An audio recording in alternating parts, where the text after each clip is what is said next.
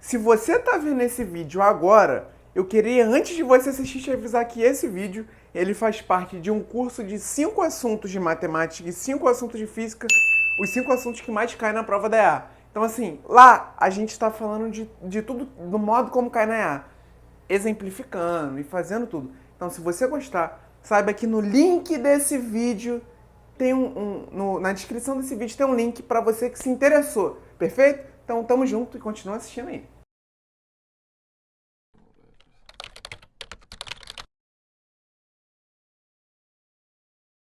Fala, fala, combatente! Tomando um cafezinho, né? Aqueles pique. Pega a visão. Olha só, a gente vai falar um pouco sobre tipos de função, sobre tipologia das funções. Eu sei que você já teve dúvida em algum momento sobre o Pablo, o que é uma função sobrejetora? Ou Pablo, o que é uma função injetora? E Pablo, o que é uma função bijetora? Porque se a gente não souber o que é sobrejetora, a gente não souber o que é injetora, automaticamente a gente não sabe o que é bijetora. E quando a gente falar de função inversa, que cai pra caraca, não é? Tu não vai conseguir saber, porque tu não vai saber. E não pode ser inversa, não pode. Enfim, então vamos lá, vamos! Olha o que eu tenho. Diz-se que uma função é sobrejetora se, esse espaço aqui é porque eu tinha botado quando, né? Mas a palavra certa era o se. Diz-se que uma função é sobrejetora quando o conjunto imagem é igual ao contradomínio. E filho, conjuntos iguais. Primeiro ponto, vamos começar por aqui. Lindo. Conjunto igual. Conjuntos iguais são aqueles que têm mesmos elementos. Mesmos elementos. E, Pablo, o que rola? Eu sei que você se lembra que eu já desenhei quase que em todas as aulas o seguinte, mas eu vou desenhar de novo, só de zoeira. Em quase todas as aulas eu desenhei pra gente o seguinte, uma função representada através de diagramas. E eu tinha lá o seguinte, só por ponto mesmo. Ó. Vamos supor que cada ponto desse seja um elemento. Eu lembro que uma função é uma relação que associa um conjunto a um conjunto B, de modo que todos os elementos de A se relacionem e se um elemento do conjunto A, que é o meu conjunto domínio, não pode ter duas imagens. Perfeito. E eu lembro que esses elementos do meu contradomínio que se relacionam compõem o que a gente chama de conjunto imagem, certo? Então eu posso ter elemento do contradomínio que não se relaciona, que não recebe flecha, por exemplo. Um exemplo que eu coloquei pra gente foi a função, quando a gente falou lá de restrição do domínio de uma função, eu botei assim pra gente, ó, uma função de naturais em reais, de modo que a lei de formação fosse f de x igual a x mais 1. Cara, à medida que eu colocar naturais aqui, ó, f de 0 vai dar 1, f de 1 vai dar 2, e f de sempre vou estar tendo naturais. E embora o meu contradomínio tenha sido reais, o meu conjunto imagem vai ser naturais menos o zero. Legal? Como assim naturais menos o zero? Porque não tem nenhum número que eu coloque aqui que resulte em zero, porque eu só estou trabalhando com os naturais. E para dar zero eu precisaria ser 1. Então eu tenho 1, 2, 3. Então assim, eu sei que o meu conjunto imagem, ele é uma partezinha do meu conjunto contradomínio. Só que isso nem sempre acontece. Eu posso ter o caso em que todo mundo do contradomínio se relaciona. E quando todo mundo do contradomínio se relaciona, eu digo que essa função ela é sobrejetora. Perfeito? Então o que você vai entender? Uma função sobrejetora é... Não sei se está a caneta vermelha. Uma função sobrejetora, ela é uma função onde o conjunto contradomínio é igual ao meu conjunto imagem. Isso significa dizer que todo elemento do meu contradomínio se relaciona. Então, assim,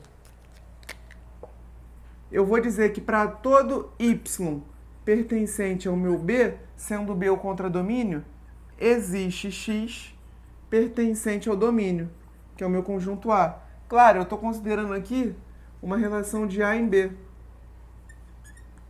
Achei o vermelho, achei o vermelho. Uma relação de A em B. Perfeito? Então, assim, para todo elemento do contradomínio precisa existir elemento no domínio. É claro, a gente já viu essa definição meio que trocada, que foi, quando eu falo de função, eu digo, para todo elemento do domínio existe elemento do contradomínio e um elemento do domínio não pode ter duas imagens. Perfeito. Então, assim, a gente viu isso. Pablo, mas tem bizu? Tem uma ideia maneira para você. Pensa comigo. Se todo elemento do meu conjunto A se relaciona só com um elemento do conjunto B e todo elemento do conjunto B precisa se relacionar, o que acontece é o número de elementos, nzinho, número de elementos de A precisa ser menor. Na verdade, né? O número de elementos de B precisa ser maior ou igual ao número de elementos de A.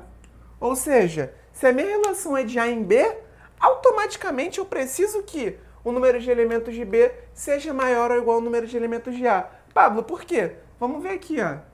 Apaga isso aqui, filhote. Vamos ver um caso do tipo, eu tenho 1, 2, 3, 4, 1, 2, 3, 4, 5. Perfeito.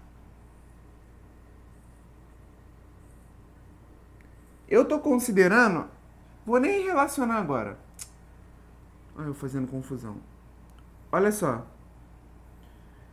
1, 2, 3, 4, 5. 1, 2, 3, 4. Eu estou pegando um caso em que o número de elementos do B é maior ou igual ao número de elementos do A. E eu até escrevi errado aqui. Vamos ver porque é o contrário, né? Olha o que eu estou fazendo. Eu sei que todo elemento do meu conjunto A, que é o domínio, precisa se relacionar.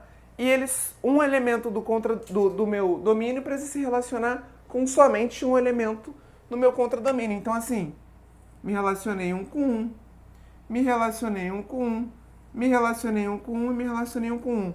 Cara, se o número de elementos de B for maior ou igual ao número de elementos de A, sempre vai ter sobra de elementos.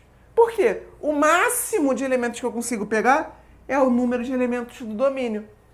E o mínimo? O mínimo é quando eu pegar todo mundo e ligar um único cara. Perfeito? Então, assim, para que uma função seja sobrejetora, preciso te dizer que eu preciso garantir que o número de elementos do contradomínio seja menor ou igual ao número de elementos do meu domínio. Esse é o macete. Pablo, maneiro, lembrei disso. Maneirão. Então vamos ver aqui, por exemplo, se o número de elementos fosse menor. Se fosse 3. O que ia acontecer? Ia geral precisar receber pelo menos uma flecha. Todo mundo ia receber pelo menos uma. Legal?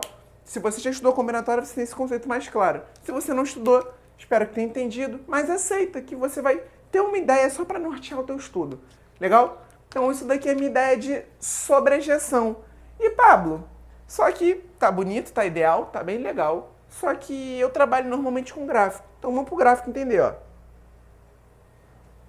Deixa eu pegar a reninha. Olha só. Presta atenção, filhote. Eu desenhei duas curvas aqui, uma curva em verde e uma curva em roxo, simulando funções, simulando curvas de funções. E eu preciso que a gente consiga taxar, classificar se essa função ela é sobrejetora ou não. E como que eu faço isso? Lembra comigo que o meu conjunto contradomínio precisa ser igual ao meu conjunto imagem. Então eu preciso dizer que todo elemento do contradomínio é uma imagem. E eu tenho certeza absoluta que você lembra que quando a gente falou de imagem, domínio e imagem, eu te falei o seguinte, cara, para te saber as imagens, tu traça retas verticais. Por quê? Porque a intersecção entre essa reta vertical e a curva, ela quando intersectar o eixo Y vai ser uma imagem. Então assim, para eu diagnosticar se geral é imagem, eu vou traçar retas horizontais e todas essas retas horizontais precisam intersectar a curva. Se existir reta diagonal horizontal que não intersecte a curva, por exemplo, essa retinha aqui, ela não intersectou a curva em nenhum ponto. Eu falo para você o seguinte, filhão, esse probleminha aqui não pode se tratar de um caso de função sobrejetora. Essa função não pode ser sobrejetora. Por quê? Eu sei que existe um valor de y que não se relaciona. E claro, eu considerando que o domínio e o contradomínio sejam reais, perfeito? Eu sei que essa reta aqui representa a reta dos reais. Legal. Então, qual é uma forma de eu pegar uma função quadrática e deixar transformá-la sobre a ejetora? Pablo, é só eu pegar a partir do ponto mais baixo desse caso aqui e garantir que o meu contradomínio sejam todos os reais maiores ou iguais a esse número. Por quê? Porque se eu falo para você que o meu contradomínio só vai até esse ponto aqui, pô, então toda vez que eu traçar retas, essa reta ou ela é tangente, intersectando em um ponto a curva, ou ela está acima, intersectando dois pontos. E se essa curva fosse decrescente, decrescente curva fica feio, né? E se essa função quadrática tivesse concavidade voltada para baixo, eu diria o caso contrário, ó. Vamos ver aqui. Peguei uma quadrática, uma curva com concavidade voltada para baixo. Concorda comigo que eu consigo traçar uma reta aqui de modo que não intersecte? Simples, é só eu pegar o ponto mais alto e delimitar o meu conjunto contradomínio. De que forma? De forma que todas as retas, todos os valores de imagem sejam menores que estes. E foi exatamente isso que a UNEA. Fica tranquilo que a gente vai chegar lá. Legal? Então, assim, traçando retas horizontais, todas estas precisam intersectar a curva em pelo menos um ponto. Todas e quaisquer retas. Perfeito? Então, vamos lá. Um caso de função injetora. O que é uma função injetora? Filho, meu Deus, é muito nome. Sobre, hein? Calma. Uma função injetora é uma função que elementos distintos do meu conjunto domínio têm imagens distintas. Ou seja, eu não posso ter elementos diferentes com a mesma imagem. Por exemplo, imagina uma função do tipo f de x, uma função f cuja lei de formação é f de x igual a x ao quadrado, por exemplo. Você sabe que menos 2 ao quadrado é 4. E 2 ao quadrado também é 4. O que isso aconteceu? Ó, f de menos 2 é 4 e f de 2 também é 4. Ou seja, dois elementos distintos do domínio possuíram a mesma imagem. Filho, isso pode ser legal, pode ser bonito, só não pode ser injetora. Por quê? Para ser injetora, dois elementos distintos devem ter imagens distintas também. Então, assim, vamos escrever isso, né? De roxinho. Ó, uma função ela é injetora basicamente quando x1 diferente de x2,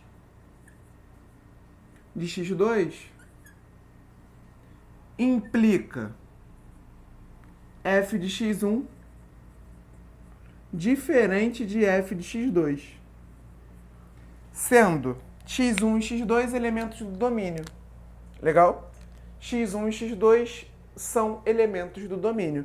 Ou seja, dois elementos distintos, a imagem não pode ser igual. Eu não posso ter igualdade de imagem. Legal? Ou seja, se eu pegasse, por exemplo, uma função quadrática, quando eu traço retas horizontais, eu estou diagnosticando imagens. Ou seja, se eu pegar, por exemplo, esse pontinho aqui, x1, e esse pontinho aqui, x2, eu sei o seguinte, a imagem de x2 é um y' qualquer. E a imagem de x1 é um y' qualquer. Então, o que significa? Que eu tenho dois valores distintos do domínio com a mesma imagem. Isso pode acontecer? Não. Então, não pode acontecer. Pô, Pablo, o que significa isso? Significa, então, dizer pra gente que, traçadas retas horizontais, eu só posso intersectar em um ponto. Intersectou em mais de um. Filhão, vai que vai. Não é injetora. Legal? Perfeito? Legal. Então, vamos lá. Deixa eu fazer uma segunda anotação, que é o seguinte. Entendidos isso, agora a gente vai para o caso contrário. Se aqui era número de elementos do contradomínio menor ou igual ao número de elementos do meu domínio, aqui vai ser número de elementos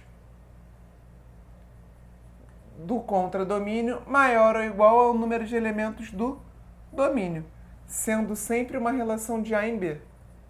Porque A é domínio e B é contradomínio, perfeito? Pablo, é ilustrativo também? É tão ilustrativo quanto esse caso? Sim. Preste atenção, filhão. Vou apagar aqui pra gente redesenhar. Olha só. Vou botar de laranjinha, pra gente ver que mudou. Olha só. Eu tenho uma relação aqui do tipo, peguei uns pontinhos aqui, 1, 2, 3, 4. Legal? Se eu tiver pontos, quantidade de elementos, pontos representando elementos. Se eu tiver elementos menos elementos em F, em B, que é o meu contradomínio, do que em A, o que acontece? Eu sei uma coisa. Pablo, eu sei que tem que sair flechinha de todo elemento de A. E eu sei também que um elemento do domínio não tem duas imagens. Cara, vamos lá, pelo amor de Deus. Se eu sei que tem que sair flecha de todo elemento, tem que sair 4 flechas. Legal? Perfeito? Tô saindo 4 flechas e aqui só tem 3 elementos. Um vai receber mais de uma. Então, assim, usando esse raciocínio, eu constato que o número de elementos do contradomínio precisa ser maior do que o número de elementos do domínio.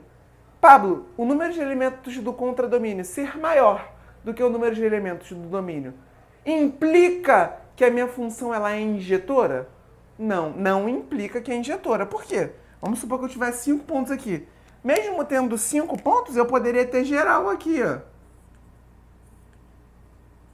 Geral chegando num cara só. O garanhão, todo mundo quer ele. Mas, se a função é injetora, eu preciso ter isso aqui valendo. Perfeito? Tá tranquilo, filho? Maneiro. Entendemos isso. A gente já pode falar o que é uma função bijetora. Fica simples. Uma função bijetora é aquela que é tanto injetora quanto sobrejetora. Tranquilo? Injetora e sobrejetora. Injetora e sobrejetora. Então ela precisa ter as duas características. Característica da sobrejetora. O meu conjunto contradomínio é igual ao conjunto imagem. Característica da injetora. Valores distintos de A. Valores distintos do meu domínio implicam imagens distintas. 2 elementos distintos do domínio não podem possuir a mesma imagem.